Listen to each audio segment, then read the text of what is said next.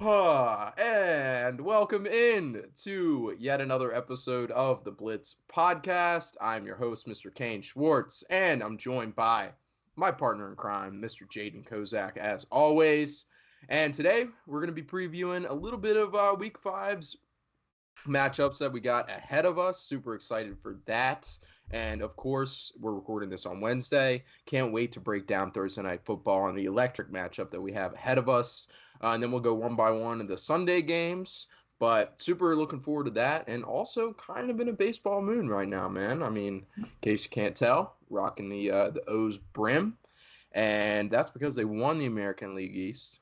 They got the first round bye in the American League, and we are going to be playing playoff baseball for the first time since 2014. I was there in 2014, and your boy's going to be there again on Saturday, so super excited for that. But you can't be complaining too much about your Dodgers situation over there, man. Not going to lie. Yeah, I mean, I'm pretty excited to be playing playoff baseball for the first time since 2022, so that's fun. I get the excitement. I'm pretty excited for the Orioles myself. I kind of, unless they're playing the Dodgers, I'll keep a watchful eye on the Orioles. But we're pretty used to playing this time of year. It's not as special as it is in Baltimore right now. But what's happening in Baltimore right now is absolutely special. I'm happy for you guys, and I hope we can Okay. link up All right. in All Camden right. Yards for the World Series, man. Thank you for the props. I appreciate that. I didn't appreciate the comment you led off with, but that's neither here nor there. Both got good baseball teams, which is always a good thing. And we both got questionable to maybe could be good football teams. Not the same situation at all. And I can't wait to break down my team's matchup coming up on Thursday. So, without further ado, let's go ahead and dive into the Thursday night football matchup, shall we? All right, man. So the matchup up so ever glowingly hyped up for the first 2 minutes is another primetime Bears versus Commanders matchup. We saw it last year, and what was the final score of that one? I believe it was 12-7. Yes, an absolute barn burner last year. And I mean, I was going to say there's an argument to be made that both teams are worse this year, and I think you could maybe still make that argument. The Bears are definitely worse than they were last year. I mean, honestly, they were bad last year as well, but it's a dumpster fire this year. Got some optimism, though, last week from my commies, man. I mean, Sam Howell looked fantastic despite being under pressure by the best defense in the National Football League. He was making big time plays, and we're one Terry McLaurin not stepping on a forearm away from possibly winning that game in overtime. So gotta love that. But what are you looking to watch ahead of this game, man? Yeah, I mean, the main matchup that I'm going to be looking at is this defensive line of Chicago versus this offensive line of Washington. And it's not for the reason that you think it is. Usually when I'm talking about a matchup that I want to watch, I'm talking about like a number one corner and a number one wide receiver, or a really good offensive line versus a really good defensive line. That is not the case here. This Bears defensive line is putrid. It's been bad all year. They have not been able to formulate a whole lot of pressure. They have not been able to stop the run a whole lot. You can see that in their record at 0-4. This Washington offensive line not doing a whole lot much better on the offensive side of the ball. Sam Howell's been sacked 24 times in 4 games on a 17-game pace. That comes out to about 100 and change sacks in a season, a little bit more than 100, which would break the record by about 30 for most sacks in a season, or most times sacked in a season. So, Hey, we haven't broken a record in a while, baby. I'll take it. yeah. I mean, yeah. Oh, Most bro. recently, though, sale of the team, I guess we can kind of count that. You haven't broken a record on the football field in a little bit. But you could very well do that, and you're on pace to do so by a fair margin. Like, we're talking about 3-4 years from now. This is the one of the most unbeatable Never, records. This is yes. Wilt's 100-point game that you guys could Yeah. be putting up here with the amount of time Sam Howell hits the ground throughout the course of the season. And it's just going to be kind of a question of like which of these, it's like the extremely movable object versus the very stoppable force. Like two flowers clashing here. And it's just gonna be, I think it's gonna be a matter of who wins that. Another thing I'm gonna be watching for, though, we saw a really nice Two, game. Go ahead. two flowers, man. That's just disrespectful. Would I ever say that about your team? No. I I would mean, never. you might be able to the way that our offensive line had been doing much better. So if you want to say that we're flowers, go right ahead. Um, but Continue. the other thing I'm going to be watching for is going to be Justin Fields and what he looks like this week. We saw a spectacular first half. He did not throw an incompletion in the first half of that game. Still ended up finishing with a very nice stat line. And it was against that Denver defense that has been getting shredded all season. We saw in week 3, they got 70 points put on them. The Bears, who have not been able to formulate a whole lot of offense, even put up 28 points in that one.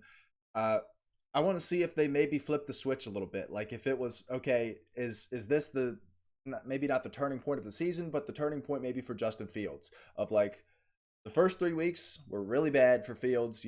We started to question whether he's the guy. I mean, we talked about it a few episodes ago where it was like when teams start to call for the head of ownership, that's when you know that things have gone south. And that's kind of how the Bears and Justin Fields were playing for those first few weeks. But last week was definitely a flip of the switch, and it's just going to be a question of could this be the turning point, or was this just a really good game against a really, really almost historically bad defense in Denver? And we're just going to kind of see what prevails here. I can't believe that we've gotten this in 2 straight years. Just generally, but nonetheless, on primetime Thursday Night Football. Yeah, I mean, I can't wait because it's my team playing in prime time, which will not happen very often. So I gotta love it. And I mean, I can't argue against you at all when it comes to our offensive line. Now, we are going up against one of the worst defensive lines, as you mentioned. So maybe this will be a nice showing for our offensive line this week. Probably not. But I mentioned on last week's or the episode we did previously this week about how the Bengals, because of Joe Burrow's injury, they're running out of the shotgun 90% of the time. Second team running out of the shotgun the most, the Commanders at 88%. The next closest team is like 72. So there's a reason we're doing that, and it's because our offensive line is terrible, is putrid. So we're trying to create as much time as we can for Sammy. Obviously, it's not working too well because of the sack counts that he's racking up so far this year. But I love what I've seen out of Sam Howell this year, man. I mean, can we talk about that a little bit? I think this is the best quarterback we've had in Washington. I think there's an argument to be made that Alex Smith pre-injury was probably the best quarterback that we've had before Sam Howell. Before that, it was Kirk Cousins. But I think there's an argument made that Sam Howell is the first guy since Kirk Cousins that we've drafted, that we have in-house, that we think could be a franchise guy. And I was talking about this earlier this year, and I was semi-confident. That confidence washed away pretty quickly. But, I mean, that was just me being arrogant, man. I mean, he's a young quarterback. He's just being thrown into the situation. And I loved what he showed against a really stout defense in Philly, dude. And not only was he making good throws, he was making the big plays, but he was doing it with pressure in his face almost every single time. He was expected to take a big hit at almost every single big throw that he made. So he's standing in the pocket, strong, cool, collected, poised, and getting rid of the ball. So I love that. And he's got somewhat of the weapons around him to make something happen. It's just a question of whether or not this offensive line can hold up. But what do you think of Sammy, man? Yeah, I mean, I think this matchup, Thursday Night Football, it's obviously not a great one, but you do have 2 quarterbacks that in week 5 are kind of playing for their jobs. And I think both these guys throughout the course of the season are going to be playing for their jobs. I don't think either one of them have any sense of job security to a certain degree. I mean, the Bears sitting at 0-4 could have a chance to go get one of the top quarterbacks. And I don't think that Washington would hesitate if, one of the Drake May, Bo Nix, Michael Penix tier of quarterback were to fall to them. If things Please don't go don't well give me here, Michael Penix. dude, I don't want Michael Penix. Stop. Michael Penix. Good player. No. We'll talk draft another day, but Yeah. I mean, yeah, generally I've liked what I've seen from Sam Howell. I don't think all those sacks are 100% on the offensive line though. Like Sam Howell does need to, be a little bit more aware of when pressure's coming in. As a quarterback on a team with a not great offensive line, you need to become acutely aware of when pressure's coming in because it's going to be coming in a lot. But he just got to, distribute to these playmakers. Terry McLaurin had a big day on Sunday. they've yet to really get Jahan Dotson going. I think caught his first touchdown though on yeah, Sunday. and that was So that his was thing big. last year. And like you were kind of hoping you'd see less touchdowns but more production. The production still isn't there, and the touchdowns haven't been to this point outside of Sunday. So you hope you can get him going a little bit. I mean, this is Washington's favored by 6. I think that's. I don't think it's super big. I think if you get a good Fields game, We're at home. We're yeah, at home. I'll give you that. And I think our home presence, I mean, FedEx Field. I've been very clear on my thoughts on FedEx Field. I mean, I've been to more Ravens games in my life than Redskins games. Oh, Commanders games. My apologies. But yeah, I know. Kind of messed up there. But yeah, I mean, I hate that stadium. But with the new ownership, we've had packed crowds. We can pack the house in FedEx. So yeah, I think the home team advantage. I'll take us -6, especially considering what we did against Philly last week, playing them down to the wire in Philly. Yeah, I think they cover as well. The only way that they don't cover is if Fields comes out and shows what he showed last week in Denver, and I think that he makes this game a little bit more interesting. Um, we remember back to last year, the 6-point line that's currently available, they barely cleared that as an over/under total. So if it's one of those games, I'm not going to be very happy. Um, I will just finish the schoolwork that I got to do this weekend, and you don't need to trust my analysis for this game because I probably won't watch it. But yeah, this one could be a very ugly football game. I'm not going to lie to you. If you've got almost literally anything else to do Thursday night, I would try Hey, and like if whoa, you've got stop, errands to stop run, it, stuff to do around the stop. house, You're so mean, dude. I swear probably to have God. better. Not only are you disrespectful to Washington fans, but you're also disrespectful. Now, do they deserve it? Maybe. But you're also disrespectful to Bears fans right Yeah, now like who are you guys going don't through deserve it. it. Where they're going through it, man. Cut them some slack. Both these teams, we don't get primetime games. So, like, this I is know, this so is why fun. put them together? Remember optimism. I would rather This is an optimistic podcast. I would rather them just come out and get their shit kicked in by the Chiefs or something on Monday Night Football. Well, what I think is going to happen is I think Washington's going to kick the shit in on Chicago. Oh, okay.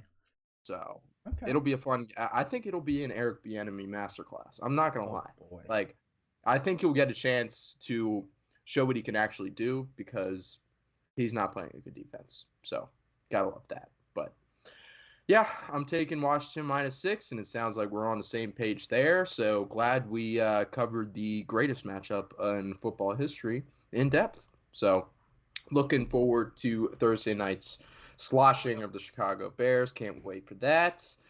But the next game that we got onto the slate as we dive into Sunday's NFL action, it is the Jacksonville Jaguars and the Buffalo Bills playing in London on Sunday morning. So gotta love another London game. Not gonna lie, I am gonna miss the Toy Story broadcast a little bit. I did enjoy that a lot. We Oh, is it talked not? about it. Is it not this week? Yeah, Mm-mm. because I guess this is an NFL Network game. Yeah, Damn. so like no, that was the only Toy Story game we're gonna get all year, but can't wait to see more things like that. But anyway, the line in this one is Buffalo -5.5. Jacksonville are gonna have their fans there. I've talked to some people. I don't think we've talked about it yet, but like, and it's not really super relevant, but like, I think Jacksonville's dead set to move to London. I mean, pretty soon here. I mean, they'll be the first team to go. I mean, they've played every single time we have a London game. It's Jacksonville, and Jacksonville was the home team on last week. So like that's one home team, but like they have such a presence in London now with all the games that they've played that they've built a fan base over there. So that's going to happen. They're going to go over to London. So I think despite the Bills technically being the home team in this one, Jacksonville's basically got a home team advantage. So gotta love that. But what are you looking to watch in this game? I mean, Josh Allen came off a performance in which he looked like possibly the MVP. But what do you think? Yeah, so Jags Bills, I mean, you look at this one, and this looks like it's going to be one of the games of the week, especially you look at the quarterbacks. You got Trevor Lawrence, you got Josh Allen.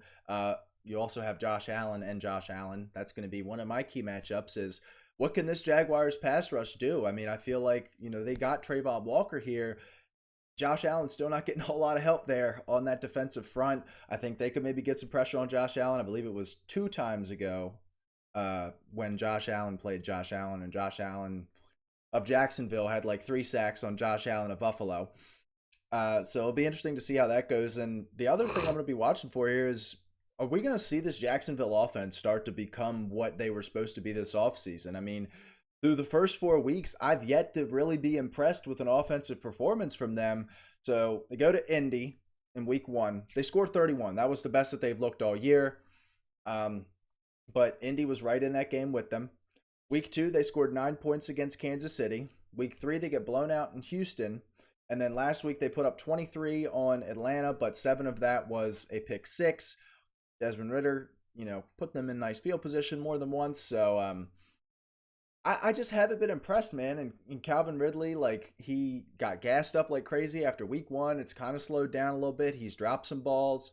Only had 2 targets last week. So, like, I haven't seen it yet. Like, Trevor Lawrence was supposed to take that step into the Josh Allen, the Herbert, the Burrow tier, and we haven't seen that yet. He's just kind of been, arguably he's been kind of the same guy that he was in the first half of last season when Jacksonville was still struggling. He hasn't even reached the level that he was in the second half when they were winning games. I know that they're 2-2. I don't know if you can blame this on Trevor Lawrence. I'm not blaming 100% of it on Trevor Lawrence, but I just as far as expectations, like, when this guy got drafted, he was supposed to be he was supposed to be in this the top 3 of quarterbacks by now. He was supposed to be there. At this point, he should be in that conversation. And there's a lot of season left, don't get me wrong. But I definitely feel like even though this is a 9:30 game, this could be one of those games where Trevor Lawrence comes out and he balls out. And if he does that, then we start pushing him into that conversation. A guy like Joe Burrow is like hanging on to rope right now, trying to stay up there. Trevor Lawrence kind of insert himself into that conversation. Again, it's a 9:30 game, so it's not like a Sunday night football game or anything like that. But they will have essentially home field advantage in London. I don't think they'll end up moving there officially, like you talked about. I think that I think that the NFL will expand into London before they will just move a team there, just because, like, why would we have 31 USA teams and then 1 team on the other side of the country? Like, I feel like Why would we have 32 US teams and 1 team on the other sside? Well, I think they do like 4, but that's a conversation for another day. I do think Buffalo covers and wins this game. I think that I talked about it in the Week 4 takeaways video. Like, the Bills are arguably even better than what we thought they were going to be. We had some concerns this offseason, and they've come out and they're firing, man. After week 1 where Josh Allen threw a couple bad balls, they end up losing in overtime. Since then, it's been nothing but dominance. And I think that continues this week. Yeah, I can definitely see it. I'm probably taking Bills -5.5 in this one just because of what we've seen out of Jacksonville so far this year, especially on the offensive side, as you mentioned. And they're going up against a defense in Buffalo that is playing really well to start this year. Micah Hyde, he's one of the veteran safeties in this league. Despite that, he's still 6th ranked on PFF right now at 84.2. And you got Leonard Floyd playing really nice football right now. Matt Milano doing his thing. Gregory Rousseau doing his thing off the outside. So gotta love that. I will push back a little bit on the Trevor Lawrence hate because I think Trevor Lawrence has done well in the chances that he's had presented to himself. Like, I think Dougie P's not calling the plays this year. Dougie P was calling the plays last year. Like, I think Doug Peterson calling the plays needs to happen for this team to move forward. Well, if it ain't broke, don't fix it. Like, I get delegating your responsibilities, but play calling's a big deal. Big deal on the offensive side of the ball. So, like, I think you need to get Dougie P with the play call sheet in his hand again. I think you'll see this offense start to take off because, dude, despite everything that we've been saying about Trevor Lawrence, and I'm not necessarily disagreeing with you, he ranks out as the 2nd best quarterback on PFF right now for the season. So yeah. I think that he's done everything that he can in the situations that he's been put into. But Dougie P needs to take over the play calling so that he can unleash this offense to its full ability. So because that hasn't happened yet, I'm going to take Buffalo -5 in this one. -5.5. So Also, one quick thing on this one before we move on. yeah, So Jacksonville's been here. They will have been here for 2 weeks because they played in London last week. They were in yeah, a hotel, obviously, and they were going to stay through 2 weeks. But the Bills booked the hotel that the Jags were in last week for this week. So now the Jags have to move hotels in the good within God. London. Shout out to Buffalo, genius, genius. Damn, that's some serious mind games right there. That's like Bill Belichick type stuff. So gotta love that. I mean, geez, Sean McDermott doing his thing. But okay, let's dive into the next matchup that we got on Sunday, and this is a little less entertaining to say the least. It is Texans and Falcons playing in the 1 o'clock window. The spread for this one is -2, dude. And on the surface, I mean, with how CJ Stroud has looked, I think I got to go take the Texans, man, on the spread. Gotta love that. I mean, this Atlanta offense is clearly in trouble. I mean, we talked about it on our episode earlier this week. I mean, Desmond Ritter, it's about time for this guy to be sat down. I mean, that was one of your main takeaways from the week. You just can't get this offense going, man. I mean, Bijan is literally the only good thing going on for this offense. And the Texans, despite the thoughts before the year, are looking really good on the offensive side of the ball. I mean, CJ Stroud's doing his thing, and I think the biggest thing I want to talk about is Nico Collins absolutely balling out so far this year. I mean, I wrote about it in the fantasy write-up that I did for the Texans. I thought Robert Woods was the clear-cut wide receiver one in this offense. They paid him like it. And it made sense because you got younger guys. So he's a veteran that comes in, teaches the young guys the ropes, and then they take over when Robert Woods leaves. But Nico Collins, clearly wide receiver one in Houston right now, ranks out as the fourth best wide receiver on PFF. He's been an absolute monster. We were talking about it before the podcast a little bit. Super lanky. He's super fast. He's a physical wide receiver. So, like, you put all those things together, I mean, he's a match made in heaven. And I think Nico is going to continue to run this offense, and CJ Stroud has found his wide receiver one. So gotta love that. So with all the good things going on in Houston right now and the good vibes coming off last week, I'll go ahead and take Houston on the spread. What you got? Yeah, I mean, you said this one's less entertaining, man. I'm not entirely sure it is. I think this is going to be a really fun game. In fact, if I'm looking here, I mean, we got Ravens Steelers in this 1 o'clock window. We got a kind of small 1 o'clock window. We've been having 9-game 1 o'clock windows. We're down to 6 this week. So that's, I guess, a little bit of a nice thing. It's a little different than what we've been used to, but this might be the best game in the 1 o'clock slate. And it's because of the young guys you have on either side of the ball. You got CJ Stroud for the Texans, you've got Bijan Robinson for the Falcons, and I think those are your 1 and 2 for Offensive Rookie of the Year right now. I think that you could 100% make an argument for the order either way, but those are the two guys right now. I think Will Anderson is definitely in the Defensive Rookie of the Year conversation.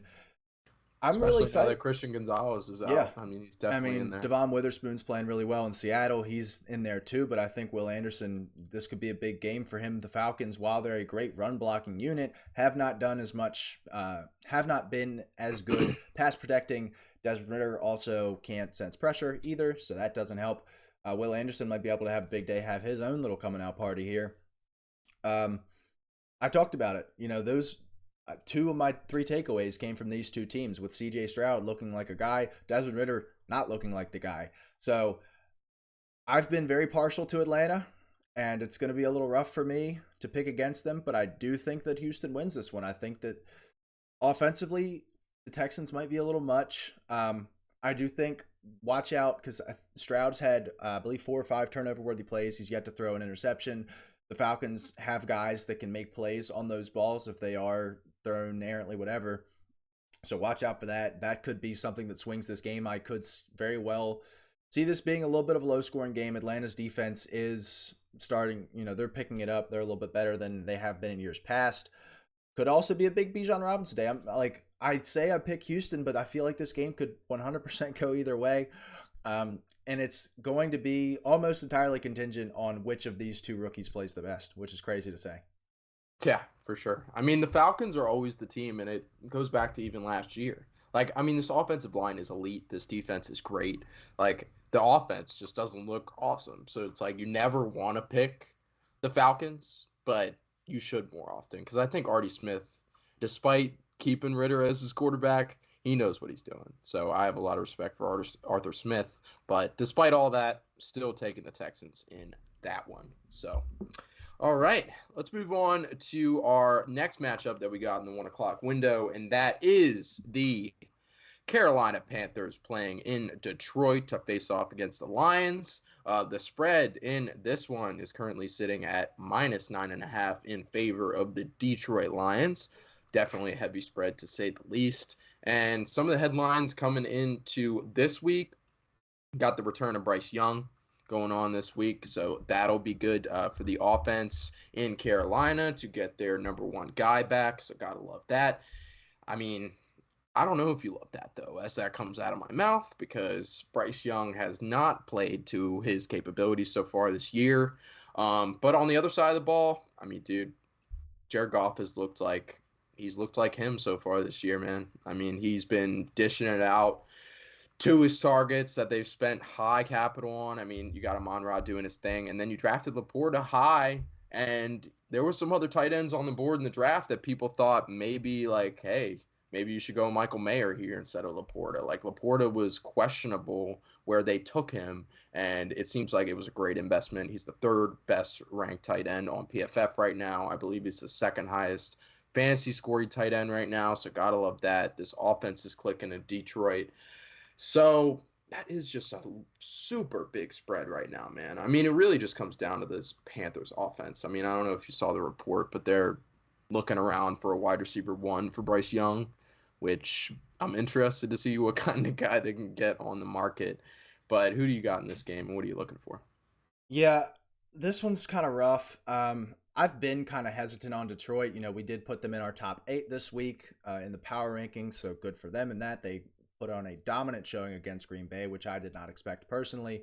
But they look great right now, man. Like, there's nothing. They get Jamison Williams back. I'm not sure if it's this week or next week, but they get him back earlier than expected. Now, Dan Campbell, noted snap share devil. King. I don't know what the hell is wrong with him mentally, but he's like, oh, well, we're going to limit him. We're going to slow him down. And my God, I don't have any shares of Jameson Williams. I'm not insanely high on Jameson Williams, but I'm getting a little tired. Dan Campbell with his little like, well, we're going to play the worst guys because I feel like it. I'll take a shot in the dark and say that you're talking about Jahmyr Gibbs right now. No, I'm talking about Aleem McNeil. He just hasn't been getting on the defensive line. Okay. Good thing we clarified that, but continue. I've got David Montgomery, like in the league that we're always referring to. I've got David Montgomery now, so I'm a little bit okay. I'm starting both of them this week, by the way, and I don't even think it's the craziest idea in the world. I don't. Anyway, back to the actual game. I think just Detroit may pose a lot of problems for them. Aiden Hutchinson's been dominant so far. Like, he's looked fantastic. The Panthers' offensive line not looked fantastic so far. The Detroit secondary has been a little bit on the shakier side, or at least from what I've seen, and I just don't think that the Panthers have the wide receivers to make that a problem for them. So I think Detroit covers this one easily. This is probably going to be one of our quicker breakdowns just because Carolina, I'm worried about Bryce Young. I am a little bit, as the number 1 overall pick.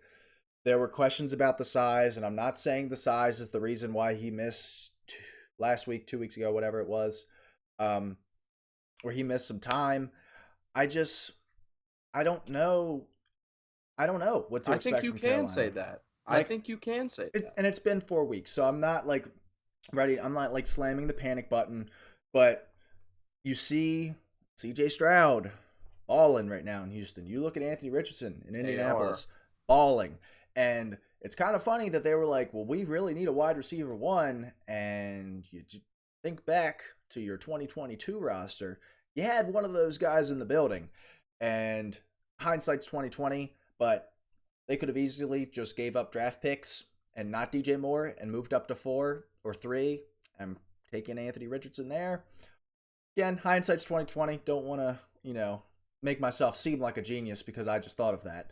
But it's a little concerning. We're 4 weeks in. I don't think Bryce Young is a bust. I'm not going to call that yet. But with the two other guys in the draft class playing as well as they are, it's got to be a little uninspiring for Panthers fans and the Panthers in general to see Bryce Young struggle with some injuries. And all of this is not necessarily his fault. You know, we talked about it in coming into the season. Mm-mm. This playmakers group, one of the worst in the league. The offensive Yep. line was ranked, I believe, in closer to the middle for us because of the The progression that we highest thought it rated would lineman take. that they have is 24th, and the rest are below 30. Yeah, So, we thought they would take progression up. You know, we thought year two for Mickey Ekwonu, Taylor Moton's a relatively good starting tackle. Haven't seen any of that yet, and it's been really a negative for them so far. Defense hasn't been playing up to standard either. I believe J.C. Horn's already on the IR for the second or third time in his career. Not good. I actually thought of a little like, what if, and I know that he's on IR right now, what if we sent J.C. Horn over to Cincinnati, T. Higgins, get a little... Initially, I thought... player swap. I know. Initially, I thought Brian Burns, but they would obviously have to pay Brian Burns. They've already invested some money into Trey Hendrickson. I know you got two edges, but they also just drafted Miles Murphy as well, and I think they think he's the plan there at edge. So, but they don't really have a whole lot of investment into corner. Jadobi Awuzie, free agent after the season. I'm just floating it out. But Okay. yeah, I'm gonna take the Lions spread money line here. I just don't think the Panthers have it to keep this one close. No, I mean, I am fully in step with you. I'll definitely take the line. I'm higher on the Lions than you are. I was before the season. And they're proving it. I mean, they're proving that they belong in the conversation. I mean, they entered into our tier one, our first page of the power rankings this week for a reason. Also, Panthers, fourth worst run defense grade. Oof. Could be a big day for David Montgomery again. Could be a big day for Jahmyr Gibbs. Maybe he has a big run. I don't know. The Maybe fact he that has we're one big talking run. about Jahmyr Gibbs, like one big run is all Maybe he we has need. 7. Dude, if he gets 170-yard run and sits down for the rest of the game, like I'm to the point now where I can accept that. That is a terrible spot that we're sitting at with Jahmyr Gibbs in comparison to before the season. But yeah, it's just a tough scene in the backfield back there, especially for fantasy managers, not for the Detroit Lions, because David Montgomery's been playing really well. But yeah, I'm definitely taking Detroit on the spread and the money line in this one. One last thing, Brian Branch has been playing well. I will say that, and that was another snag. I mean, this Detroit draft is looking great, man. I mean, obviously you're not using Gibbs. I was about to say, is it? Gibbs. So you can't, like, if you're not using him, you don't know whether or not it's a good pick. I mean, in what we've seen, it does look like a good pick. They drafted a running back at 12. Imagine if they took a quarterback, dude. We wouldn't see him until the end of his rookie contract. Dude, that is so true, man. Like, why would you spend the capital on a guy that's not going to make a day? They literally act like they are using a real life taxi squad. The draft picks just go straight to the taxi squad. Except Sam Laporta and Brian Branch. So, yeah. All right, let's move on from the electric matchup that we have between the Lions and the Carolina Panthers, and let's dive into yet another electric matchup, and that is the Titans facing off against the Indianapolis Colts in the 1 o'clock window on Sunday. Things to watch in this one. I mean, Ryan Tannehill hasn't been playing well. He's played, I guess he's done enough to keep this team at 2-2. He is ranked as the 14th best quarterback on PFF, but I think there's a chance that if he has a bad game this week, we could start talking more seriously about a Malik Willis, Will Levis sort of transition, but we'll see what happens there. Anthony Richardson, I mean, we talked about him a little bit before. He's looked really good, man. I mean, he looks like the future quarterback in Indianapolis, so gotta love that. Looks like he's getting acclimated with his weapons. I mean, Josh Downs has been starting to get involved a little bit more here. So gotta love what's happening on the offensive side of the ball for the Colts. And the practice window just opened up for Jonathan Taylor, which means we're not going to see him this week, right? Like, that's the word right now, is that while the practice window's opened and he's off the PUP list, he still doesn't want to play for the Colts. And yeah, the Colts still don't want to trade him. So we're still at the same place that we were a month, 2 months, 3 months ago. It's just now he's eligible to play whenever he so chooses. I think like he showed up to practice today. He was listed as a full participant. I think that may be more of just a hey, I'm healthy. Eagles, whatever team. Well, not Eagles anymore. But like I'm just thinking of teams that were like kind of floating around in the offseason. Dolphins are another one, but they don't need him anymore either. So market's drying up.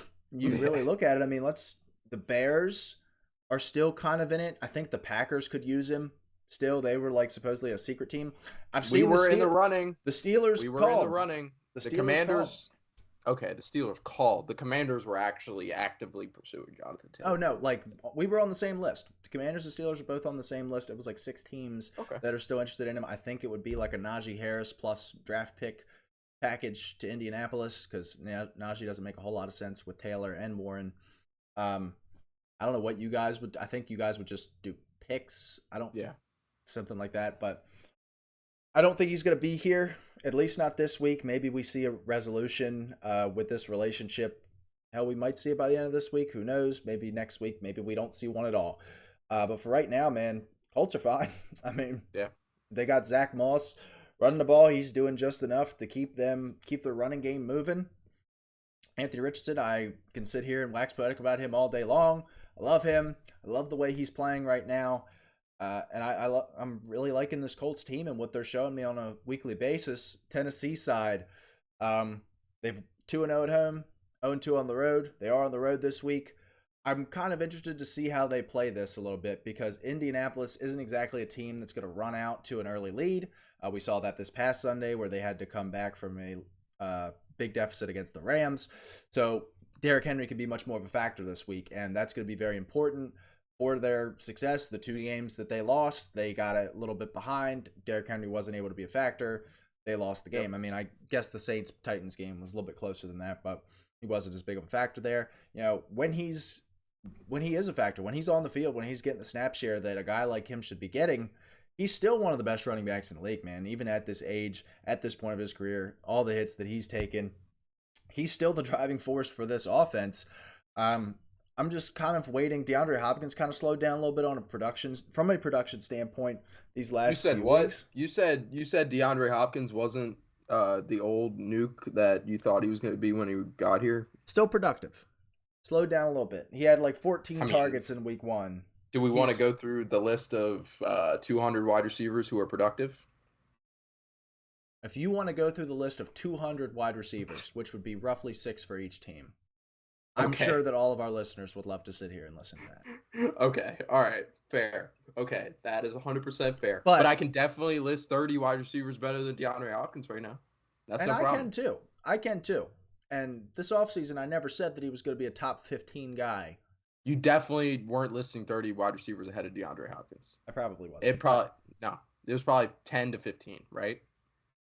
Oh, well, just come on. I've got it. I'm in the middle of talking. All right. I'm sorry. Continue. We'll be interested to see what this Titans run defense does, or really the Titans defense does to stop Anthony Richardson, because hasn't been a formula really yet. I mean, he's not like putting up 400-yard passing games, 200-yard rushing games, but he's playing really well for a rookie. He's commanding his throws a lot. I believe it was his very first run of the game last week. Immediately got down when he saw a defender running at him. You'd love to see that now. As much as we want a guy that's competitive and is willing to fight for the extra yard, when he's a quarterback, man, I want to see him protect himself. I want to see him thrive. I want to see him be an MVP of this league, and that can't happen if he's constantly coming in and out of concussion protocol. So glad to see that he's protecting himself. I will be taking the Colts in this one to win this game. I think the Titans 100% keep this close, but they are favored, so that doesn't really matter here. I think this will be a one-score game for sure. Won't be a super high-scoring game, but should be a fun one to watch. Yeah, and we've got the smallest spread of all the matchups that we've previewed so far. I mean, it opened. Indy was favored. Now Tennessee's favored by 1, but I'm taking Indy at home. I do think that Lucas Oil, it's not one. Don't get me wrong. It's probably not even a top 10 place to play at home, but I think it is underrated. That home team advantage is underrated in Lucas Oil. So yeah, I'll go ahead and take the Colts, especially with all this Jonathan Taylor news. I think that they are a little juice. I think that the media thinks that they need Jonathan Taylor, and I think Steichen's I don't need Jonathan Taylor. Zach Moss is doing me just fine. So I think there's a little bit of a hey, I'll show you sort of thing, and I think Steichen is that guy. I really do think Steichen is going to be one of the better, one of the top half So far, coaches he in the definitely National has Football been. League. Like there was definitely some skepticism from myself, from a lot of us, and Yeah, just the me NFL too. world in general on Steichen was coaching an offense that was perfect. Jalen Hurts, offensive line, weapons, it's all great. They go to the Super Bowl. They're playing with this great defense as well. We were, a little skeptical of this, but so far, man, he's looked like that he might be as big of a reason as anything for Philly's Yeah, success last year. Like, I mean, I'm not going to say that he's like you the top one of those top half coaches quite yet, but if they can put together a run here where we talked about Jacksonville, I'm not sold on Jacksonville. Houston looks good. All the teams in this division are 2-2. This is anybody's division, and we thought that this was one of the most surefire. Like Jacksonville's going to win this division. That's not the case, man. Any of these four teams can win this division. This could be a very crucial game for whoever wins it. yeah, absolutely. In division matchup should be a good time on Sunday. So, what's not going to be a good time on Sunday is the next matchup that we got to preview here, and that is the New York Football Giants going up against the Miami Dolphins. Both coming off rough weeks, one much rougher than the other. Miami took a trouncing to the Buffalo Bills last week. Let Josh Allen do whatever they wanted to him, or whatever he wanted to them. That sounded kind of sus coming out. But yeah, the Dolphins got trounced in Buffalo, unfortunately. But we know what this offense can do. There was good signs on Sunday. I mean, A-Chain seems like he's clearly taken over the backfield for himself. So gotta love that. I mean, I've been hyping up A-Chain since the draft process, man. I mean, I saw him play in person in SEC football in Kroger Field, and I was like, that guy is going to be really good in the National Football League. So he's been good. Gotta love that. Now the Giants. I don't know what to say at this point. I was a Lone Ranger in my Giants hype before the season, and I sit alone in the doldrums of Giants fandom. They This is the second worst team according to our power rankings, but definitely has an argument to be the worst team in the National Football League right now. Should not be that way. I mean, I really don't know what's going on. I think it's really this offensive line. That's what it comes down to, man. I mean, it's bad in all three phases. Don't get me wrong, but if I were to pick one that's particularly struggling, it's this offensive line. I mean, they don't across the board. Evan Neal, 68th. Like, oh my God, man. I mean, dude, 68, 58, 33rd, 57, 64th. That is the offensive line. And I think that is a big reason why Daniel Jones looked like one of the worst quarterbacks to ever take a football field on Monday night. This offensive line isn't giving him any sort of time in there. So I'm just trying to make excuses at this point. I mean, this defense, if this offense can't step up, this defense should be able to step up. And it hasn't. It's been terrible. So I'm out of words. I'm out of words. So help me out, man. Maybe the Giants defense was just bad. Maybe it never was that good. Maybe I don't know. Just because I happened to That's somehow come on. They were throughout the good last last year, bro. Come on. Dexter Lawrence, Leonard Williams, Kayvon Thibodeau. This team should be good, man. Come for on. the last month and a half, I've had this link up, and I just every time we talk about the Giants, I like to bring this up. One and only Kane Schwartz. We did our overall Stop. power rankings. Why do we have Giants to go were back? 14th. The New Dude. York Giants, the New York Football Giants, 14th. Dallas Cowboys, 16th. Love doing that every time. All right, let's do some analysis on this one. This is going to be ugly. I'm talking 25 plus points. You're such an asshole. 25 plus point win for the Dolphins here. This one isn't even going to be close. Tua may not play in the third quarter. Oof. Okay, Now, let me hedge a little bit. We may see Mike White in the third quarter. dude, fourth quarter, I'll give you. Now we'll see. We'll see. Saquon was limited in practice this week. If he's playing, that changes the math a little bit. It does. The offensive line, there's Andrew Thomas. I don't know if we've got an injury report on him yet. I do not think he's going to be active this week. Yeah, not practicing again today. So probably not playing on Sunday. I mean, the Dolphins have, like, if Seattle doesn't have a great front seven, they don't have a great pass rush. Miami's is significantly better than theirs, and Seattle did, like you said, whatever they wanted to the Giants and Daniel Jones. So the Dolphins should have a very good time on Sunday getting after Daniel Jones, which makes it a little bit difficult to win football games when your quarterback is running for his life all the time and he can't even dip it down to his playmakers because his playmakers stink. And the offensive line stinks. They can't establish the run. And the defense can't stop anything. They're playing against one of the best offenses in the NFL that can, beat teams deep. They can run the football. They can run the short game. Analysis of the downfall of the New York Giants. I appreciate that. We're both taking the Dolphins on the spread. Could the Dolphins score 70 points twice this season? Jeez, man, I don't know. I can't argue against you. I can't argue against you because this is I didn't expect this at all. I wonder if I could you didn't expect it to be this bad. Come on. I wonder if I could get an alternate spread for the Dolphins of like 28. Yeah, you probably can. Okay, whatever. Okay. Let's have before because this matchup doesn't matter. The Dolphins are walking away with a win here. But despite what I talked about with the offensive line, what's the plan with Daniel Jones?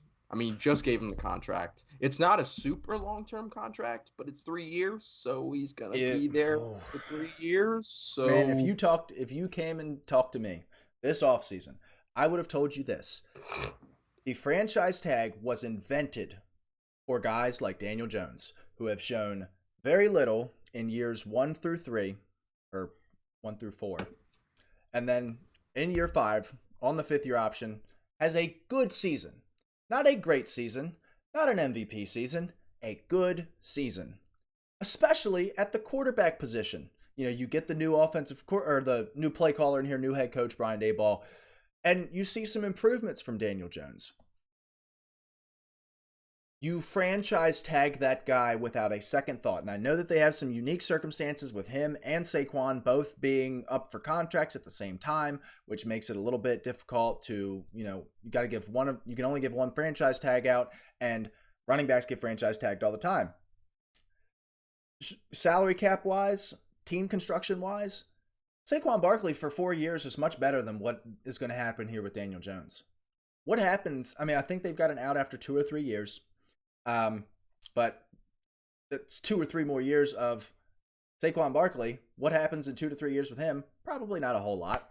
You're going to have to rebuild this team almost from the ground up. I mean, this isn't like a Steelers situation where it's like they're going to be picking 15th every year. This team could be picking in the top 5, so they can turn this thing around a little quickly.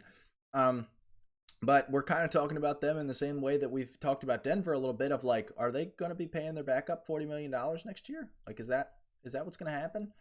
And that's starting to become more of a realistic possibility every day. I mean, you asked what can be done with Daniel Jones. Nothing can be done with Daniel Jones the next 2 years. And maybe we're overreacting a little bit because there's not a whole lot of structure in New York right now. I mean, outside of Daniel Jones, the best player on the field on offense was Darren Waller. After that, it's Paris Campbell. I can't even say Evan Neal. Like, Wandale has looked really good. What are we doing here? If that's the third best player that's on the field on offense, you're screwed. You are effectively screwed. So, not the greatest scenario to put him in, and we're kind of feeling a dead horse here, but it's not good. Yeah, it's not good. Dolphins by just 50. Straight up. Yeah, Dolphins by 1 million if it were possible. So, all right, let's move on to the next matchup that we got here, and it is Saints facing off against the Patriots again in the 1 o'clock window.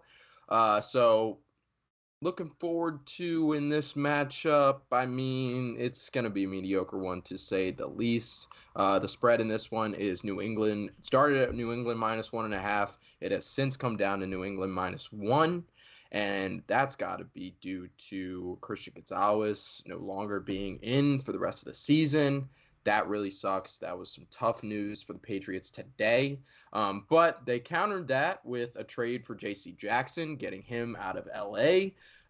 Anybody who's been following football over the past few years, J.C. Jackson was handed a huge contract to be the lockdown corner in L.A. for the Chargers after performing really well for the Patriots in the first half of his career. Had a season-ending injury. I forget what exactly it was. I think it was a torn ACL. Okay, meniscus, and was out the entire first season of his contract. Then he plays this year, and it has not been pretty. So he gets traded for a 6th and a 7th round pick, I believe. So he ends up in for JC and a 7th, but yeah. Okay, fair. But he ends up going to New England. Probably won't play this week, and probably wouldn't make too much of an impact anyway. Mac Jones, there's a serious conversation starting to happen about Mac Jones and whether or not he's the quarterback of the future in New England. I mean, that's pretty much sailed away at this point. It's really just whether or not Mac Jones is going to finish out the season as the New England Patriots starting quarterback. I'm going to take the Saints just because of all the bad vibes in Patriot land right now. I mean, we were talking about in the Blitz group chat earlier, Matthew Judon also injured on this defensive side. And this is a Patriot team that prides themselves on defense. So without some key players on the defensive side, I'm going to take New Orleans on the spread and the money line in this one. What you got? Yeah, I'm going to do whatever I can to not watch this game. Like, at all costs. Look, New England has their problems. Defensively, you talked about it. Christian Gonzalez done for the year. Matthew Judon likely done for the year. J.C. Jackson's going to be coming in. I don't, like you said, not sure if he plays this week. I think it gets better for J.C. Jackson. He was a man corner that had a lot of success in a man scheme in New England. Goes, plays a ton of zone in L.A., and we're all wondering why it's not working. He's now put back into that same scheme. I think he could, I'm not saying that he's going to be the guy that he was pre-contract, but he could definitely be a serviceable corner for them and easily fulfill that value that they traded for him. I don't know what percentage of the money that they have to eat and what percentage the Chargers ate. I'd imagine the Chargers ate a good chunk of it, considering that's really the biggest part of the trade, to be honest. Yeah. So that part of it I like. You talked about Mac Jones. I think we're getting to the point now where mock drafts are going to start having the Patriots take a quarterback. I can't see a world in which Mac Jones is the starter here next year, especially if things continue the way that they're going. Now, do I think that the Patriots are picking in the top 7 or 8? No. Regardless of whether they lose Judon and Gonzalez and those guys, like they're not going to do that. Like they're not going to finish, 5-12, something like that. It's just not what New England does. But I could see 5-12. I could see 5-12. Maybe. But they'll put a run together at the end of the season somehow. They'll win a couple games. It's just, it's what they do. But on the flip side of this, New Orleans, not perfect either. This offense is really getting hard to watch here. Derek Carr, talked about it all offseason, and I know he's injured, so there's a little asterisk there, but he just doesn't push the ball down the field. Alvin Kamara had 13 catches in his for return. 33 yards. He had a 10-yard catch in there too, which means he had 12 catches for 23 yards. PPR monster, dude. Derek Carr would almost be better taking a sack than checking it down to Alvin Kamara. Like or just like dive forward at the center and hope that you don't fumble the ball. Like we're almost there with this Saints offense. And again, I know he's hurt, but I mean, like it's really frustrating. I mean, Chris Olave has 1 catch on Sunday. He's your best offensive weapon. As maybe you make an argument for Alvin Kamara. It was encouraging to see Alvin Kamara come back and handle that kind of workload, especially with their running game woes. We thought this was going to be which was surprising. Backfield. We thought this was going to be a 3-headed backfield. Jamal Williams on IR, Kendre Miller not been as much of a factor early on. This looks like it's going to be Kamara's backfield for the foreseeable future. Maybe Jamal Williams comes back, starts snagging those touchdowns, Detroit Lions style. But for right now, this looks like Kamara's backfield fantasy-wise. The offensive line for New Orleans doesn't look great. I would feel really good about New England if Judon was in. I still feel okay about them in this one. God, this is so tough, man. It's the Belichick factor. I mean, that's really what you're talking about here. This is such a brutal, I don't trust either one of these offenses. This game could very well finish 10-7, 9-8, something stupid. I'm gonna take New England at home. Wow. Okay. Um, Respect. I don't feel great about it, like at all. Yeah, But I this can is just respect kind that. of where we're at. I don't know.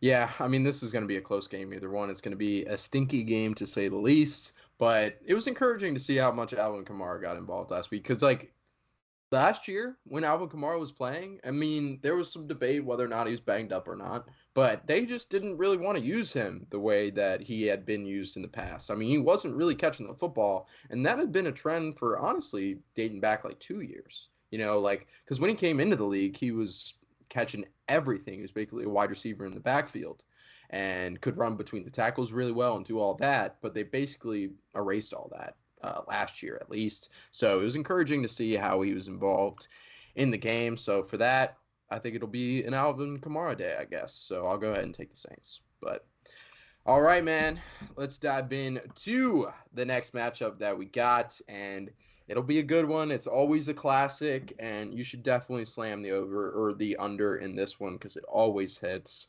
Ravens, Steelers, one of the best rivalries, if not the best rivalry in football, taken off in the 1 o'clock window. Baltimore is favored -4 in this one, which is surprising, but the Steelers are playing at home, so you got to love that. But I mean, what's the status with Kenny Pickett? I mean, that's really my first thought. He said to reporters at practice today that he's good to go. He'll be good to go on Sunday. It's just going to be a level of pain tolerance. It is a bone bruise. It wasn't any structural damage done. I don't even know if it matters. I'm going to be honest with you, man. I think Baltimore is playing at too high of a level right now to the point where we can't, mud and slop our way to a victory here. The only way that I see this going in Pittsburgh's direction is if Baltimore has a slow day at the office. We get one of those pick sixes, fumble sixes, and this game ends 17-13. But the offense for Pittsburgh, like I can get on my soapbox. I can talk about this for the next 2 to 3 hours, man. It's so terrible. We do have word that Matt Canada may or may not have a burner account. Which Very fun would content. Go ahead, literally look that up. be a heaven send right now, because if that actually starts to gain momentum, like let's say beat reporters start hearing about it and there's some legitimacy gaining to it, and the Steelers do an investigation into it, because if we remember the Philadelphia 76ers, why do I keep having to deal with this? The Philadelphia 76ers GM Jerry Colangelo had a burner account where he was slamming Embiid and all those guys that he didn't draft, and he got fired as the GM there. And I think that if the Steelers even had a small inclination that it was Matt Canada running that burner account and trashing, I believe he trashed Tomlin, he definitely trashed Kenny Pickett, the offensive line, all of it. I think that he would be out of here, so that would be fantastic. I do think that the Ravens end up winning this one probably pretty handily. I don't see it with this team. It's Not, such a downfall of what was once such a great rivalry, man. and I the mean, thing is, it's I not think it's over close because to being every back. time, Yeah, yeah, every time we like play each other, it's a good game. It's yeah, just a matter of these last few years. Every time you go into the game, you say the Ravens are going to win this game, and we'll win half of them, but we're never favored. Unless it's at home, we're never favored. So, yep, or yep. there's I an mean, injury, because Lamar's missed a fair share of Ravens Steelers games throughout these last few years. honestly, yes. Did He never not beat think Big about Ben. that. Yeah. Wow. Okay. Can't get that notch on his belt, dude. I have seen a little bit. I don't know if he'd do it, but I have seen some rumblings that what if Big Ben Yeah, came I back saw as that too. Mr. OC? That would be. That What would do you think of feel that? so Jeff Saturday. I don't know if I could deal with that. I mean, I don't think it would be great. I think it would be a finish the season out for us and then go back to podcasting. But I'd take it at this point. I would. Yeah, for sure. But nonetheless, taking the Ravens, despite being on the road, on the spread and the money line. So, all right. So now we're finally getting into our 4 o'clock window here. And the first game that we got to break down is the Eagles facing off against the Los Angeles Rams. The spread in this one is Philly -4.5. And I mean, we talked about it on the previous episode this week.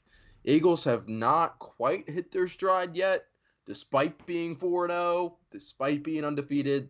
They don't look like the Eagles yet that we saw last year, but they could be just getting ramped up. I mean, the over-under in this game is 50.5, so probably going to be a shootout here. I mean, the things that I mentioned on this secondary about Philly, I mean, it's banged up, dude. They're not going to be able to be at full strength in this game. So Puka Nacua could give them some problems. Tutu Atwell could give them some problems. Kyron Williams has been playing really well, so got to love that. Stafford looks like he's back, ready to go. I mean, he's the sixth-ranked quarterback in the league, according to PFF. Despite all these good things that I just said about the LA Rams, I'm taking Eagles. I mean, despite being on the road, I think, dude, I don't know, though. Is this the game that they dropped their first L? What do you think? So while I think that this could be that game, like I really have liked what I've seen from the Rams so far this season. I'm like 100% honest. Matt Stafford's playing like one of the 5 best quarterbacks in the NFL right now. Like when he's on, he is that, and he's on right now. And he's one of those quarterbacks making the players around him better. And that's 100%. always what you want. And you see that with names like Puka Nacua, like Tutu Atwell. Those guys are producing. Cooper Kupp, I don't think he's going to be back this week. I haven't heard anything one way or the other, but he is off the PUP. They've opened the 21-day practice window, so he could be back soon. And if he comes back soon, this team could maybe start ramping up a little bit. It's just a matter of them staying healthy, but obviously that doesn't matter this week, as assuming they finish out the game. I will say, like, the if I'm looking to bet this game, I'm kind of looking at the over, man. I think the Eagles' offensive line is going to do enough to keep Aaron Donald out of the backfield. I think the Eagles are going to be able to score a lot of points, and I think Matt Stafford is cooking right now, and I think that they are also going to be able to score a lot of points. We could very well see another game in the 30s like we saw last week in Philly with Washington, and it's in LA. I think I'm gonna. And this Rams offensive line has looked a lot better than we expected it to, man. Eagles win, Rams cover. That's where I'm at. Okay, I'm gonna go ahead and get on my crazy cap here, and I'm gonna go ahead and take the Rams on spreading the money line. Right. I think I gotta put my money where my mouth is, man. Like I was talking about how the Eagles look like they're taking a step back in comparison to last year. They're playing a good team this week on the road. So I will go ahead and take the Rams in this one on the spread and the money line. So let's dive into the next matchup that we got. And phew, it's a snoozer. Shouldn't have to spend too much time on this one. It is the Cincinnati Bengals. Oh, damn. I can't believe we're talking about the Bengals in this light. Like, I can't believe I'm talking. Like, I look at this matchup and I'm like, gross. Like, this is I'm thinking of the Bengals when it was Carson Palmer, Chad Ochocinco level bad. I mean, those guys were good, but, like, that team they were like a playoff team. What are you talking about? They were a playoff team, but, like, I mean, you know what like, when A.J. Green and Andy Dalton were there. Okay. They were also a playoff team. What are you going on about? No, they weren't winning divisions out here. They weren't going to Super Bowls. Team. They weren't going to Super Bowls like the Bengals did at one time. Like, not too long ago, 2 years ago, man. So, all right, I digress. This is a terrible matchup. Joe Burrow does not look like himself. We kicked it to death on the episode previously this week. Ah, man. Yeah, dude, I think I'm going the Cardinals on the spread and the money line. I think that Joshua Dobbs has looked a lot better than people want to admit, even though his jersey wasn't on sale in the team store. For Arizona, which is classic Arizona. Why would you expect anything less? I'm going to go the Cardinals on the spread and the money line in this one. I think that Josh Dobbs can make some things happen, and nonetheless, you got James Conner, who's playing like one of the better running backs in the league right now, so gotta love that. But yeah, dude, I just can't take the Bengals until I see some sort of sign of life. I mean, this is a Cardinals team that beat Dallas, so I think this is it. I think this is the week. I think it almost has to be the week. Oh, okay. I didn't think it was going to be last week. I think Tennessee's defense is too good. That running game for them poses a lot of problems for Cincinnati. But I think this is the week. I think Gannon's going to be able to draw up some stuff. that can make Joe Burrow's life difficult. However, I just think that personnel wise, they are so outmatched. I know T. Higgins said he's going to try and tough this out this week. I'm a little worried about his effectiveness, but I do see a big Jamar Chase game potentially. We did see him in the post game from last week saying, I'm always effing open. I think that they scheme him up some looks this week because you got to. Like, you've got to get the hands into him because Joe Burrow, like, we've talked about this with so many guys. Joe Burrow needs to play point guard this week. Like, and that's not something we've had to say about him in the past because he can do those. Like, he's not like, Anthony Richardson or anything, but he can create his own plays. He can create his own throwing windows. He can extend plays. He can't do that right now. So just play point guard. Play Brock Purdy. Get the ball to Jamar Chase. Get the ball to half of T. Higgins and Joe Mixon and those guys, and like, just play point guard this week. If they can do that, I think they have. I think the Bengals have a chance against the Cardinals this week. On the other side, though, I think the Cardinals could keep this close for sure. Cardinals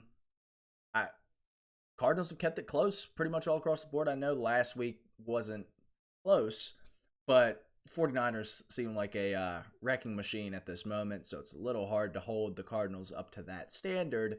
I think 20 teams would have walked in and done the same thing the Cardinals did. Oh, yeah. So this has to be it, right? Like, I don't know if this is sound analysis, but this has to be the week. Because if it's not, you got to really start consider shutting down Joe Burrow because this season, like 1-4 in this AFC. No, you don't consider it. You're considering it this week.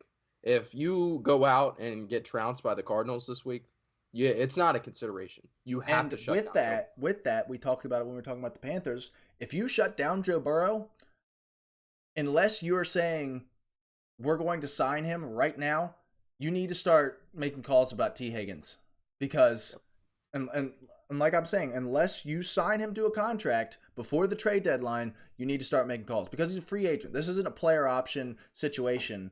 He's a free agent. Can go wherever he wants when this season is over. And after a season where the offense doesn't look great because Joe Burrow's not here, and I don't even think, I can't imagine T. Higgins wants to be there.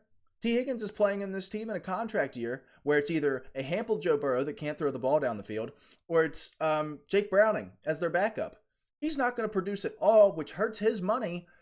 I mean, if they shut down Joe Burrow, he might just go to the front office and be like, look, I'm not signing an extension here. So let's make something happen because I guarantee you once the end of the season comes and T. Higgins is ready to be talking about contracts, they're going to bring up, hey, what happened this year? Why weren't you producing this year? And he's going to point the finger right at Zach Taylor. Yeah. So I think, God's sakes, I can't believe I'm saying this in week 5, but Cincinnati may be in jeopardy of blowing this team up if they lose to the Cardinals in week 5. Yeah, I mean, I saw, I don't know who it was from, but it was from Bengals camp, and this is a must-win game. This is like a playoff game for the Cincinnati Bengals this week. So we'll see what happens, but I mean, if it doesn't happen this week, it's over, man. I mean, you're too far out of a division that's pretty competitive, and it's pretty much over, dude. So why not shut down the guy you literally just spent the most money ever on? So don't do that. Shut him down. He's too expensive, man. So for that reason, I think they will shut it down because I think the Cardinals win this week. So, all right, next game on the docket, and we can do a speed run through this one. Jets, Broncos. Denver is surprisingly favored in this one. I mean, I know they're in Mile High, so one of the best home team advantages in the league. They got that going for them at least. Denver -1.5. Yeah, so I hope Zach Wilson builds on his performance from Sunday night, and for that reason, I'll go ahead and I feel kind of sick taking another team against the spread, but I think the Jets are better than the Broncos. I mean, I talked about it all week, or not all week, but when we were putting together our power rankings, or you asked us what our thoughts were, I kept wanting the Jets higher. So I'll take the Jets in this one. It's not going to move the needle either way because this Broncos team is putrid, but hopefully Zach Wilson can build upon a nice performance. And I just happened to pick up a little nice dynasty asset in the league that we always talk about, Mr. Brees Hall. So he is apparently going to be fully ramped up this week. And I mean, Dalvin Cook has looked bad. Michael Carter has looked even worse. So I expect Brees Hall to get, I mean, we were talking about it earlier, probably 70% of the work. And if Brees Hall shows what he did last year, I mean, this Jets team could rely on the run game, get just enough from Zach Wilson, and who knows? This defense could lead them to a playoff appearance at least, and maybe Rodgers is back by then. But what you got in this one? Yeah, I think this is one of the sneaky games of this week. I think this could end up being a very entertaining game to watch. Um, you've got a really good Jets defense going up against Denver, which, for all of the woes and the fact that they're 1-3, um, the offense has looked okay. And by offense, I mean Russell Wilson's looked okay. The playmakers, you haven't seen the steps from a guy like Jerry Jeudy that you'd want to see. They can't seem to give Marvin Mims a consistent amount of touches. He's averaging I believe it was 6.4 yards per route run. Not per catch, per route run. So when he gets on the field and he runs a route, on average, they're going to get 6 yards. Whether when he's on the field, they're just giving him those 40-yard balls. And then on the Jets side, you couldn't ask for a better game to help build Zach Wilson's confidence off of that Week 4 game against the Chiefs. Through those first 3 weeks, he plays the Bills, the Cowboys, and the Patriots, 3 of the toughest defenses in the NFL. Chiefs, tough in their own right, but he played well. Now you get the worst defense in the league. Not even really close at this point in time. I think this could be like one of those games we walk out and we're like, dude, the Jets are going to be okay. Like, we talked about it in the takeaways pod of like they might be okay. Fair or not, and right or not, we could be walking out of this and being like, dude, Zach Wilson might be able to do enough to get them to where they want to be. So I'm also going to be taking the Jets in this one. Let's go. I will say, though, I do think that Denver's offense might look kind of good against a good Jets defense. I've just got a weird inclination that I said this game could potentially be a pretty good one, and I think it's because the Broncos defense might be able to play pretty well, or Broncos offense rather, would have a nice day against a really good Jets defense. Yeah, and one last thing before we move on, Jerry Jeudy has been more and more involved every week. He caught a touchdown pass last week, so maybe a big game from Jerry Jeudy coming up, especially with the struggles of Sauce Gardner. So gotta love that. All right, let's dive into the next team that we got in the next matchup that we got in this 4:30 window, and that is the Kansas City Chiefs facing off against the 1-3 Minnesota Vikings. The spread in this one opens up at -4, and I mean we talked about the Eagles not quite hitting their stride, but this Chiefs team has definitely not hit their stride yet. They have not looked like the dominant selves that they once were. I mean, they barely beat the Jets on Sunday Night Football thanks to some very, very nice, very generous officiating. Maybe not had something to do with Taylor Swift, but I digress. This Chiefs team, I mean, I think there is a little bit of a level of concern just because I think it's really starting to show like there's no weapons beyond Travis Kelce. I mean, I really think that is starting to show through. I think it's clear that Travis Kelce is. I mean, there's a lot of season left, but I think it's clear that Travis Kelce is starting to take that step back. I mean, and he's one of the best tight ends in football history. So, like, taking a step back, obviously, for Travis Kelce is not as bad as, say, any other tight end in the league. But I think he is starting to take a step back, and Patty's looking for other options, and really there is none. So we'll see if a guy can step up. Despite all these concerns, I mean, there's even more concerns for Minnesota. So, yeah, I'm going to go ahead and take the Chiefs on the spread in the money line. Yeah, I mean, Chiefs is 4-point favorites here on the road. I still think the Chiefs win and cover on this one. Unfortunately, like what you were talking about how the Chiefs haven't found that stride yet and that they don't really have any secondary options, this Vikings defense is not built to exploit that. And that's going to be the issue here. This is going to be a very high-scoring game. I think that this, total score is probably going to be in the 50s, just because this Vikings defense really bad. They're going to send pressure, and Mahomes deals with pressure pretty well. I do think that this could be this Travis Kelce game you're talking about because he is on most plays his first read. And he could just be dumping it off to Travis Kelce all day, letting him work after the catch where he's so good as a tight end. Minnesota offensively, they picked it back up. They pick up their first win of the season last week. I think they'll be competitive in this game. I do. I think it'll probably be within a touchdown, not 4 though. I do think this Vikings team's getting a little underrated, man. Like, I know that they're 1-3. I know that they just got their first win, but this Vikings team is better than what they've shown in the results, which is a lot different than last year where they were a lot worse than the results that they put on the field and they got, in the box score. We could see a very big Justin Jefferson day. I mean, I don't even know what constitutes a big Justin Jefferson day anymore. A Justin Jefferson day is like a big day for probably every other receiver in the league except for like Tyreek Hill, Devontae Adams, and Jamar Chase when Joe Burrow's healthy. So we just have a normal Justin Jefferson game, like, 9 catches, 150 yards, and a touchdown, something ho-hum. But yeah, I do think the Chiefs take care of business. I think we're like, okay, Chiefs are fine. Because, I mean, they won on Sunday night. It's a little bit in question, for lack of a better term, but they won. They're 3-1. Their point different. They've only lost one game, and it was by 1 point. I think they could continue to stretch that point differential out against Minnesota this week in a high-scoring affair. But I think the Chiefs get it done. Yeah. One last thing before we move on. I think that Brian Flores has showed great things with this defense. He doesn't have much to work with, but they're playing really well as a unit altogether.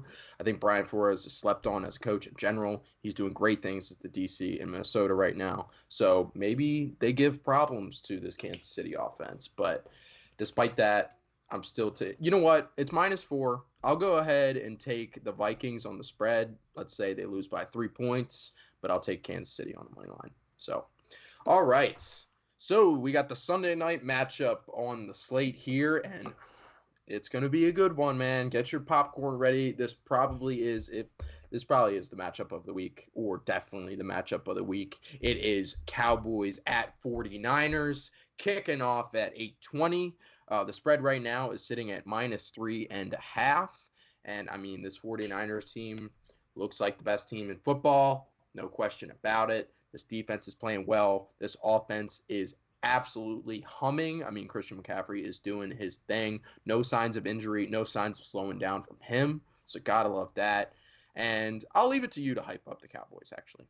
Yeah, I mean, if you asked me to pick a matchup of 2 teams that I wanted to see play, this is probably number 1 or 2 on that list right now, man. Like, these are 2 teams that I think are supremely talented. You look at the talent on both of these rosters, just Micah Parsons, Nick Bosa, Trent Williams, CeeDee Lamb, Christian McCaffrey, Tony Pollard, Zach Martin. I can sit here for probably 3 or 4 minutes going off of the star power on both of these teams. It's going to be electric on Sunday Night Football. I'm really excited to watch what this Cowboys run defense does. So far this season, It's been a little lackluster, even though they've invested some assets into Mozzie Smith, and just tried to gradually improve this run defense. Christian McCaffrey, like, we're getting calls for MVP for running back. He's playing that well. He scored 4 touchdowns last Sunday. I believe he's fantasy player number 1, or he's definitely RB1. I'm fairly certain he is. He's been fantastic. Tony Pollard has been good. Not great. Not fantastic. He's been good, though, which he's been good. Kind of said that he wasn't going to be. I didn't say he wasn't going to be good. Like, I think he's good. He's the starting running back, and he showed that he's good last year. But you thought he was going to be like a top 3 to 5 running back this year, and that's he's RB7. He's RB7 in fantasy. Okay. But you saw the eye test, and you said he's been good, not great. And I have not been able to, like, for whatever reason, I didn't watch the Cowboys-Giants game because after about 4 drives that, I was like, okay, I can probably turn this off now. I missed the Patriots game last week, same reason. Cardinals game, but whatever. Pollard's fine. Like, Pollard's good. You're happy with Pollard. I'll also be kind of interested to see what this Dallas offense does. They kind of have been this leaning off the defense a little bit. I don't think they'll be able to do that this week. 2 defensive touchdowns last week again, right?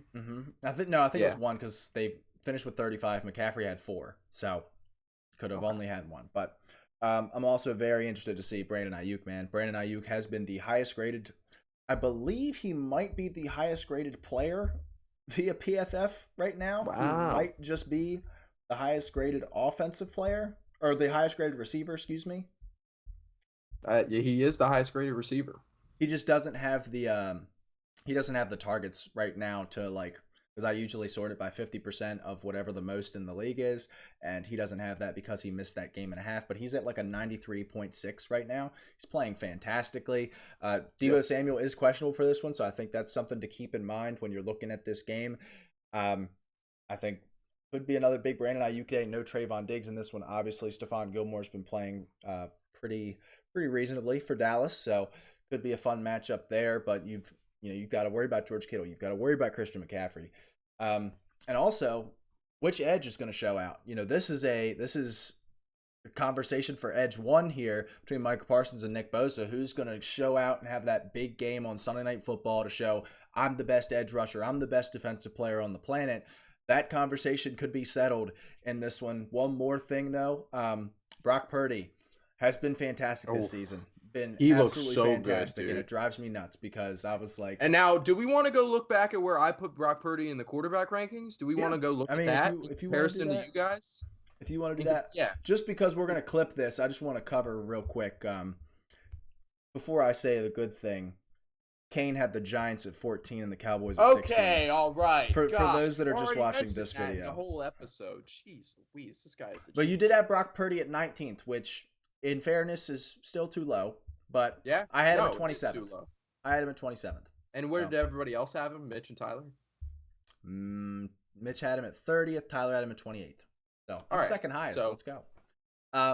But he has had 5 turnover-worthy plays this year. 0 interceptions so far. This Dallas defense can 100% turn those into turnovers very quickly. So if he has 2 of those, that could be the difference in this game. I mean, I said it earlier, if I'm picking 2 teams that I want to watch play, it's probably these 2 teams right now, man. This has game of the year potential. I will be extremely disappointed if this is a blowout one way or the other. I want to see this one go down to the wire. I want to see this be the game of the year, man. I love the way that both of these teams are playing. I've got no idea what I want to do.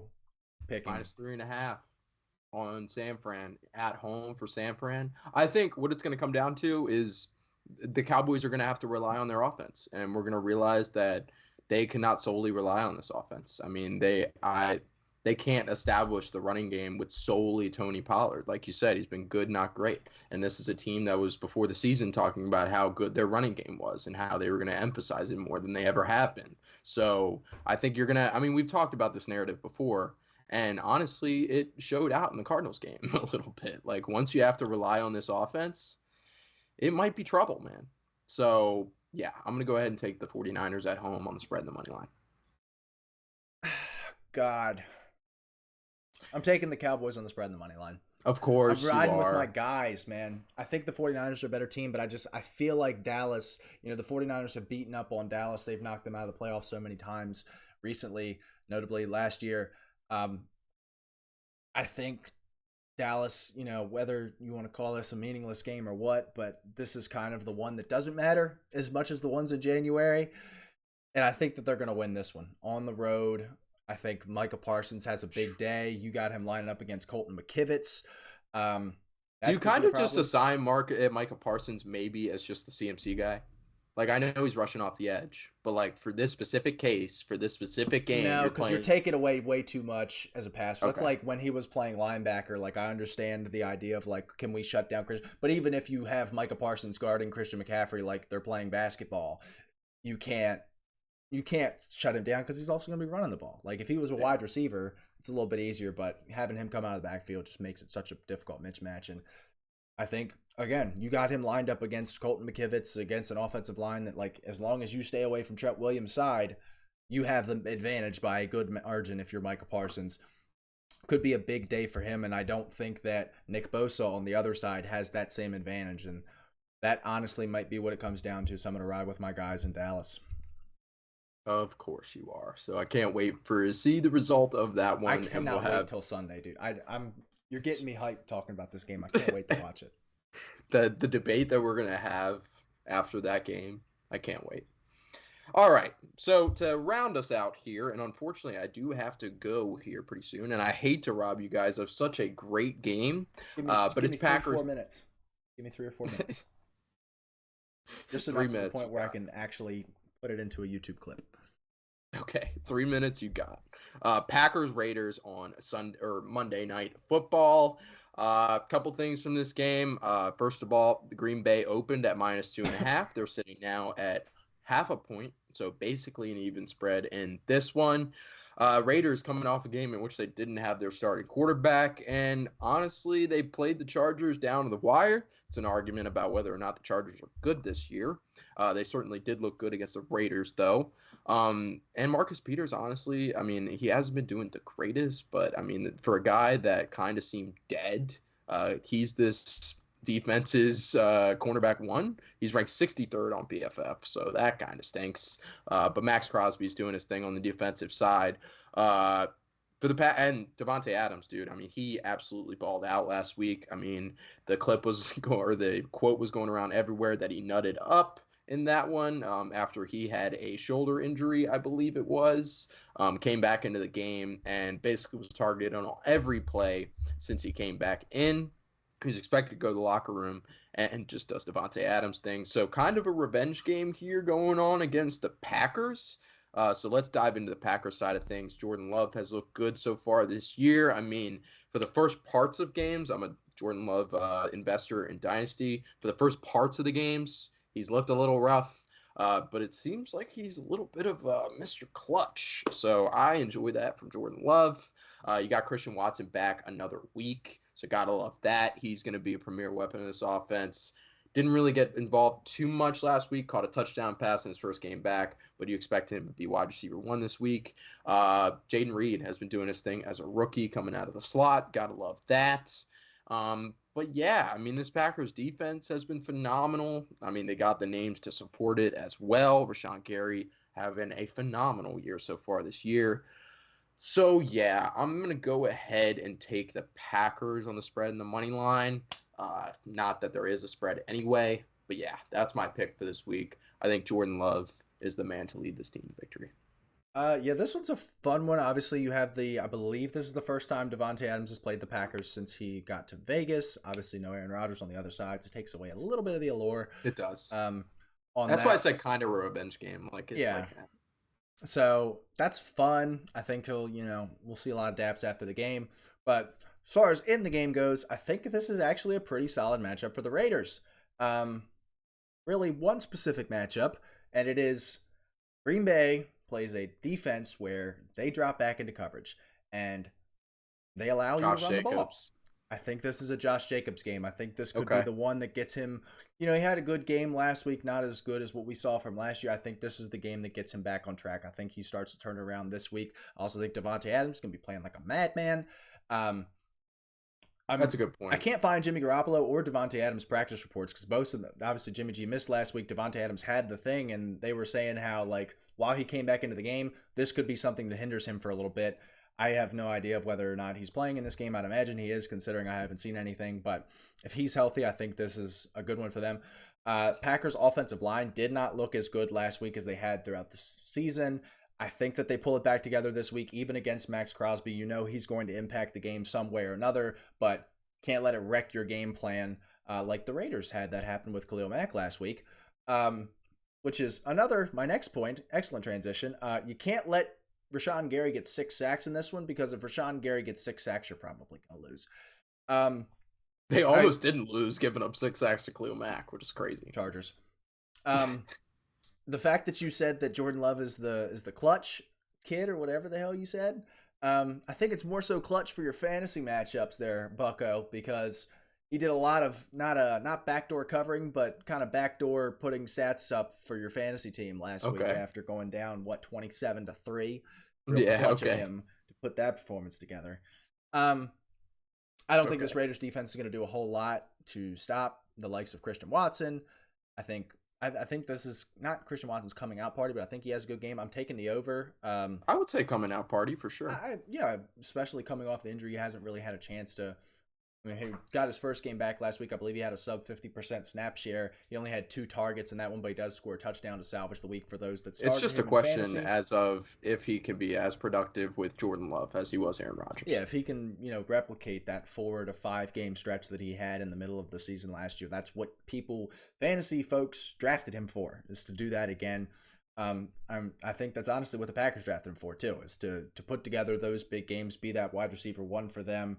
I'm very intrigued to watch this one. Honestly, we have a lot of like games where like I would rather like just take a nap than watch, and then we've got a couple of these games where I'm like, man, I like Packers Raiders. That's 2-2 versus 1-3. I'm really excited to watch this one. Honestly, I think there's it's going to be a close matchup. I think there's a couple good matchups to watch there, and good thing it's Monday night, so I can just watch it by itself. That being said, I am going to take the Raiders to win this one. I think the Josh Jacobs thing, I think that he gets going. I think Devontae Adams has a solid day in his own right. And I think the Raiders defense just does just enough to keep Jordan Love under wraps and win this game Monday Night Football and get back to, well, not back to 500, but. Fair. I could see that for sure. Like I could lean either way on this one. I'm probably going to lean LaFleur over McDaniels. And I think factor. The coaching. Give Josh Jacobs the ball. Run halfback dive ball game eventually. Yeah. I guess he doesn't have to put together too much of a comprehensive game plan, but I'll still take the Packers in this one so we can have a little bit of a rivalry. But all right, well, that just about does it for our Week 5 preview. Looking forward to the matchups this week, especially the Thursday night banger that we got tomorrow. So make sure to tune into that. It should be a hell of a week of football heading into Week 5. I can't believe we're already at Week 5. It's kind of sad to say, but there's still plenty of football left in the season. So we will catch you guys later. Peace.